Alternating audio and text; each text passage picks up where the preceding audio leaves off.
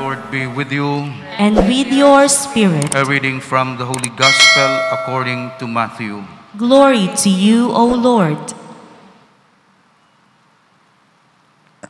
When Jesus was born in Bethlehem of Judea in the days of King Herod, behold, Magi from the east arrived in Jerusalem, saying, "Where is the newborn King of the Jews?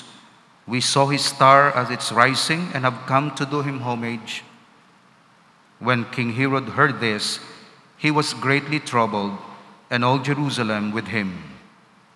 Assembling all the chief priests and the scribes of the people, he inquired of them where the Christ was to be born.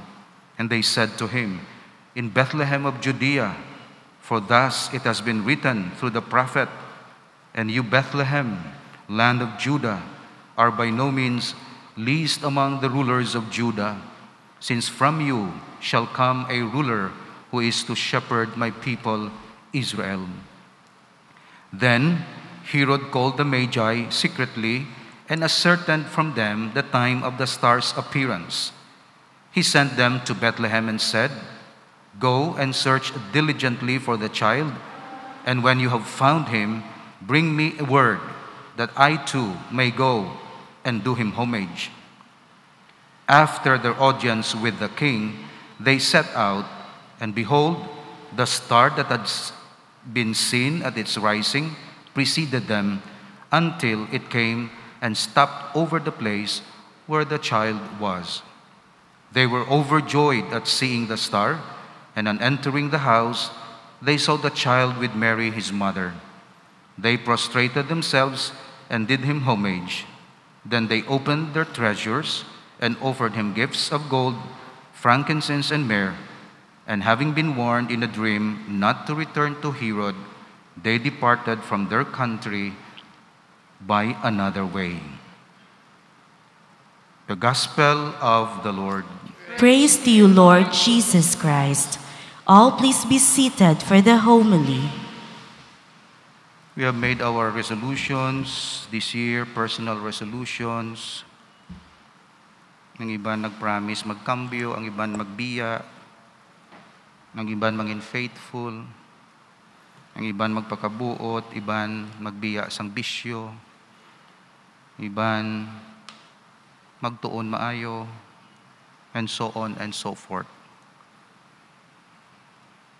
Actually, inang resolution ina sang aton baptism. To be good Catholics and Christians, followers of Christ. This year, ang aton parochial resolution nga permi ko ginabalik-balik is manindugan kita sa aton pagkakatoliko sa sining kalibutan.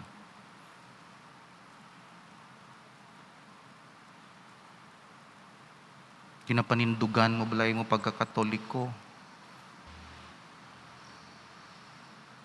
O katoliko ka lang kung may problema ka. O mga muyo ka kay maparsar sa board imo bata. O kung katolika ko all the time. Sa pag-celebrate mo sang birthday, katoliko ka bala. Sa imo pagpangasawa, pagpamana, katoliko ka bala. Sa imo pamayo-bayo, sa imo lengguwahe, katoliko ka bala. Sa atubangan sa imo kaaway, o wala nagabugno sa imo, katoliko ka bala. Sa imo serbisyo sa komunidad, sa imo profesyon, kinapanindugan mo balang imo pagkakatoliko, ginapangabuhi mo bala. Sa pagbugtaw mo kun aga, katoliko ka bala o pagano, wala ka pangurus.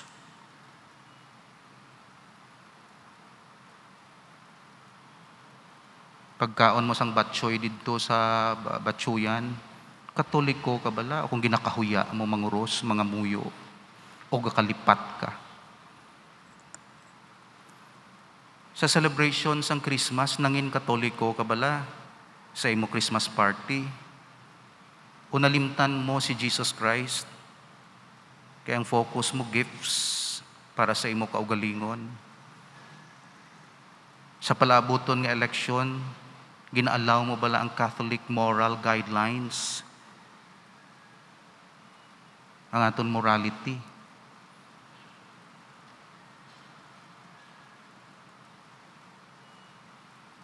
That's why ang problema hindi sa doktrina sang Katoliko, kundi sa tawo mismo nga Katoliko nga ginakalimtan niyang i-identity bilang Katoliko.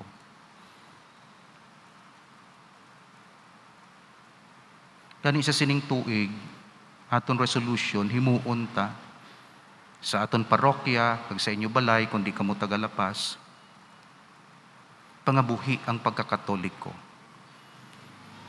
Una, taga-itsyempo nga kilalahon ang Diyos.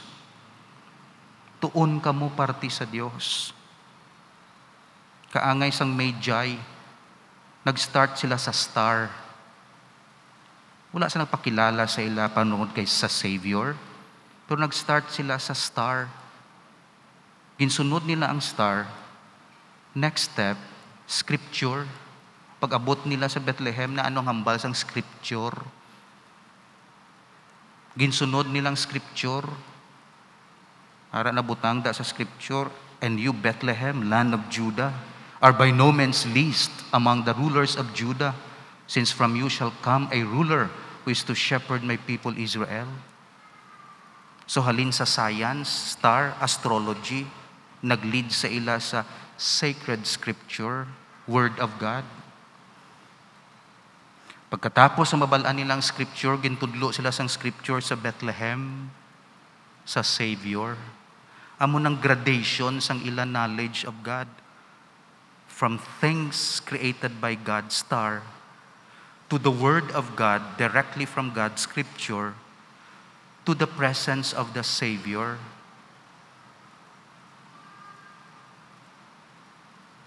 Dagon sila sang shepherd. Ang shepherd wala sang science. Kaya ti wala sila katuon. Scripture sila dayon. Kita niyo? Dabot sila dayon sa Bethlehem. Shortcut sila ya. That's why mapakita naton nga ang knowledge naton sang Dios, kung shortcut gusto mo, halin gid sa iya word sa Bible. Dasig ka maka-abot sa atubangan sang Dios. The knowledge of God. O kita niyong mga inalamon, mga intellectuals, damo pa paliko-liko, kay damo pang ila diskubrihon, damo patunan nila.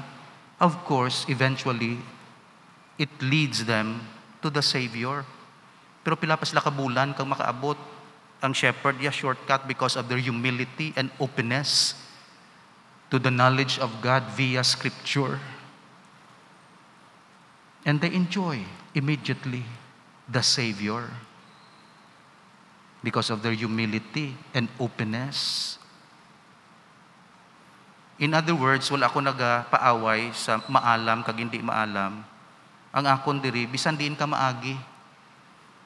Kung sa intellectual ka man, akag mag-research ka parti sa Dios, mag-start ka sa star, and then mag-lead sa imo sa Scripture, abot ka man kay Christ.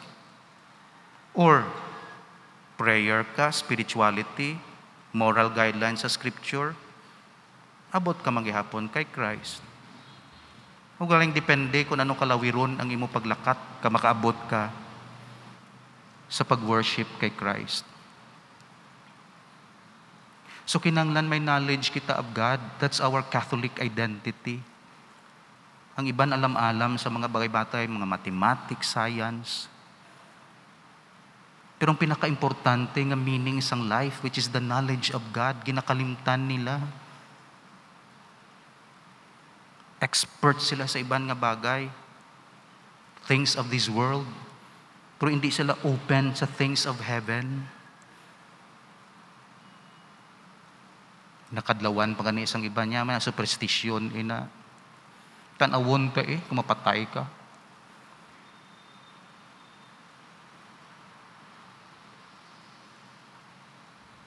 Ngang imo kabuhi, tama lang ka natural, wala sang supernatural.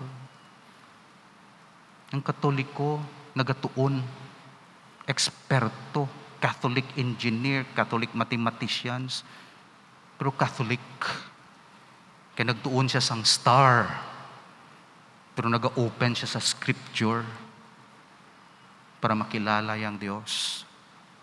Science and religion.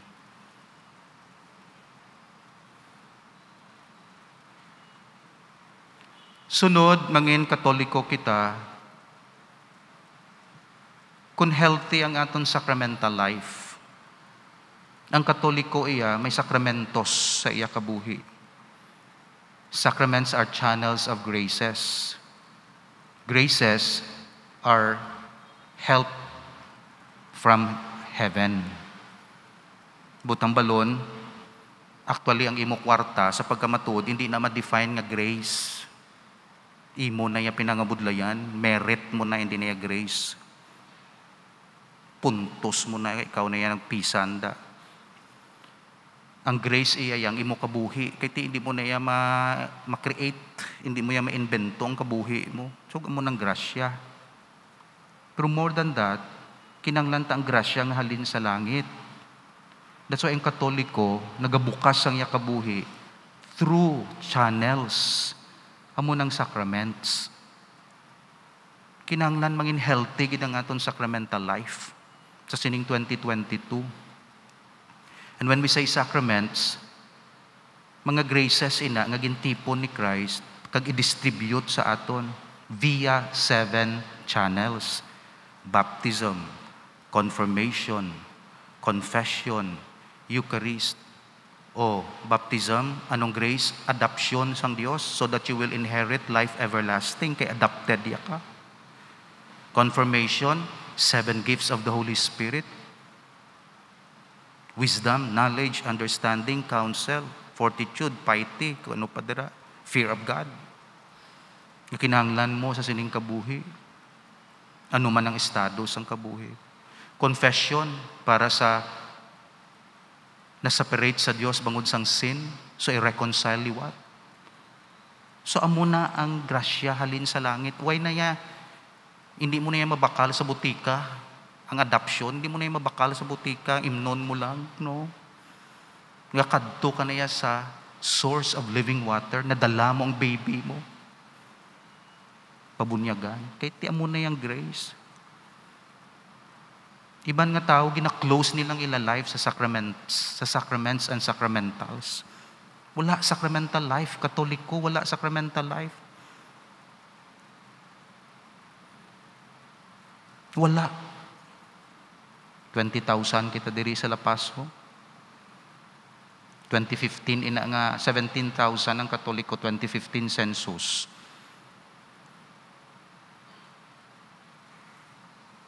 Wala sacramental life, kulang, kamulang. Nga available man na. The sacramental life siya, kung patay na siya, hindi man niya sacramental life, kaya patay ka na, wala ka nang ma-participate, ikaw man yung ginabindisyonan. Hindi ka na active, passive ka na yan. Wala ka nag-pray, ginaprayan ka. Di ano na nga klase ang pagkakatoliko? Bunyagan ka, tapos pagbalik mo, patay ka na. Tapos mareklamo ka pa, kaya di ka palubong sa patiw. Di, ano kang klase ang Katoliko na? Ginakriticize ko lang, niway ko kapangakig. Pero ginaplastar ko ang sitwasyon. Hindi natin pagsundo na sa 2022. Hindi mangin active kita sa aton sacramental life. Ang aton time, ginasanctify. Every day, may prayer time. And weekly, may pagsimba. Periodically, may confession. Hari may confession kita, Katoliko, kaway kakakonfesar.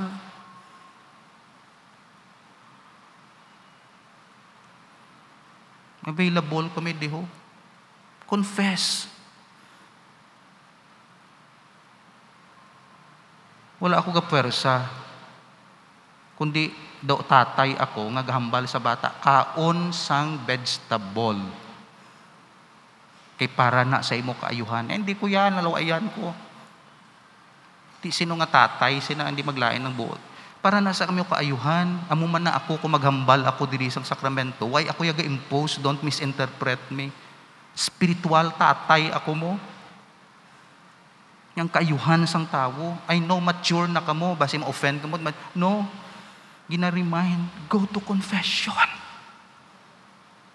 Nga hindi magdapo-dapo ang grasya. Kaya ara kita sa state of sin.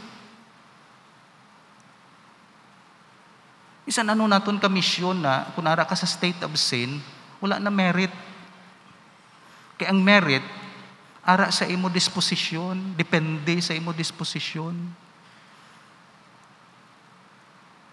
Maghatag ka gifts sa Ginoo, hindi ang gifts ginatanaw ya, ang giver. Ano ho niya man ang gifts kay tag-iyam na sa bilog na kalibutan? That's why ginapa-offer ka, ginapa-gift ka. Kay ikaw, kagang value sang gifts sa Ginoo is not what your gifts can buy. Ang gift mo, what it cost you. Amo na yung value sang gift sa Ginoo. Hindi ang bili sang imo gift, kundi ang ginsakripisyo mo para mahatag mo ng gift. Gold, frankincense, and myrrh. That's why ang aton pangabuhi sa pagkakatoliko, disposisyon sang katoliko. It's not the action. Kaya pwede niya ma-assign sang Diyos sinuda. Sa akon diri, hindi niya akon aksyon ang importante. Pwede niya butangan da sang pari, mas grabe pag hindi obra. Pero ikaw, ako, at the moment nga obra ka, nag-sanctify ka, amo na yung gusto sang Diyos. So ginatagaan niya ka task, kaya isanctify ka, natagaan niya ka talent, kaya gamiton mo for your sanctification. That's why ang pagkakatoliko naton, na pangabuhi ta for our sanctification. Ikaw ang importante, ang imo sanctification. And you sanctify yourself by sanctifying others. It is in giving that you receive. That's why amo nang identity sa pagkakatoliko. Lastly, kadamo pa, pero last point, sa aton pagbulig, sa aton isig katawo, kaya tiyang pagkakatoliko, social apostolate man, hindi lang devotion and prayers, kundi love of neighbor man, especially the poor. Pero kinahanglan, sa paghimo naton, may ginatawag kita, rectitude of intention. Right intention. So, hindi ang action, kundi ang right intention. Duha man na, 50% action, 50% right intention. Gina-purify permis ang katoliko ang iya intention. That's why may examination of conscience. Sa pagbulig ya, ginatanaw ya dayon, sakto ba lang intention ko sini? Kaya pwede ako kabulig nga wrong ang akong intention o hindi right. Wala na ya pulos sa Diyos. Wala kaya right intention mo. Lain-lain na imo ya, buligan mo kay lain na imo ya. Gina-purify niya sang katoliko, nagapundo na siya, ga-meditate. Nga, Lord, sakto bala akong intention, sini mabulig ko ni sa mga biktima ni, pero di ni nagahalin. Compassion ko lang sa tao o worship ko sa imo. Ang tutuod nga intention nga right, ang nagapa-right sang aton intention, is our worship to God.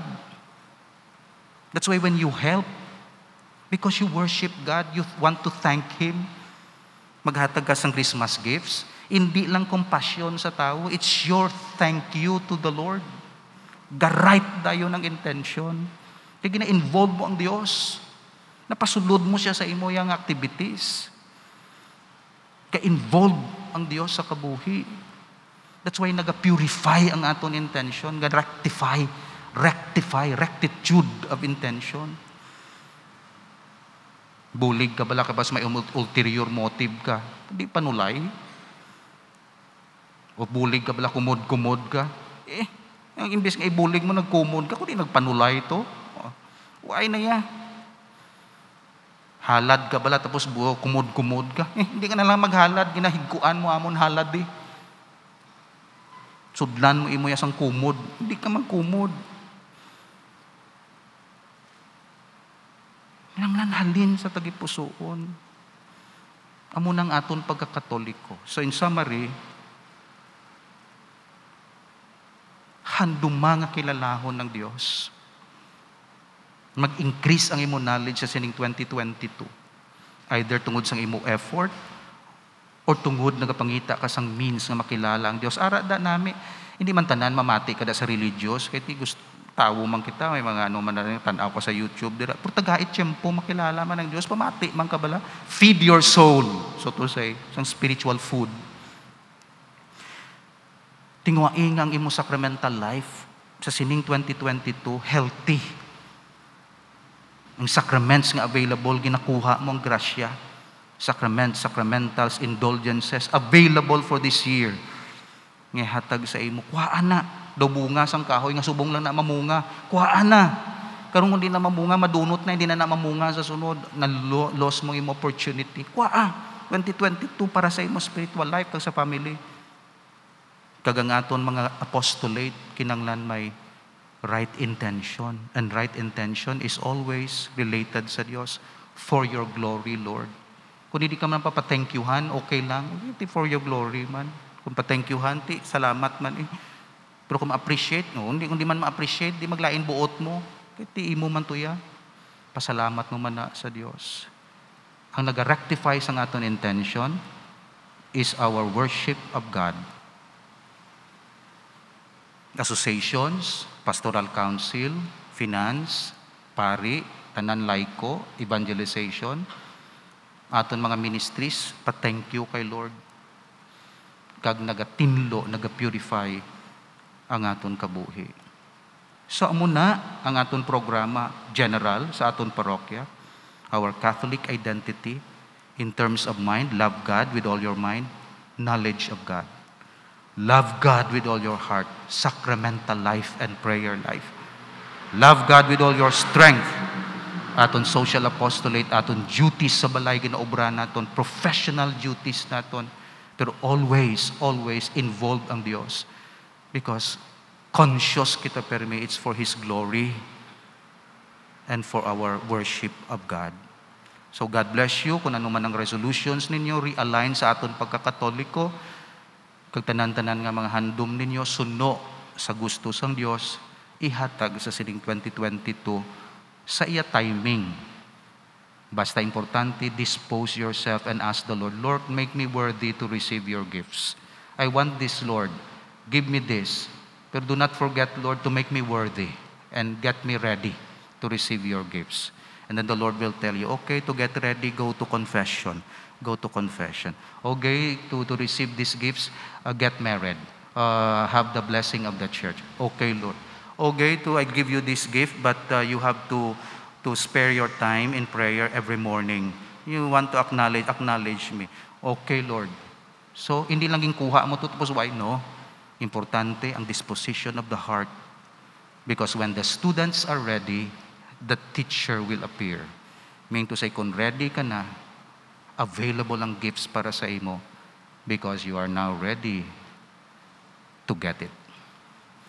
Amen.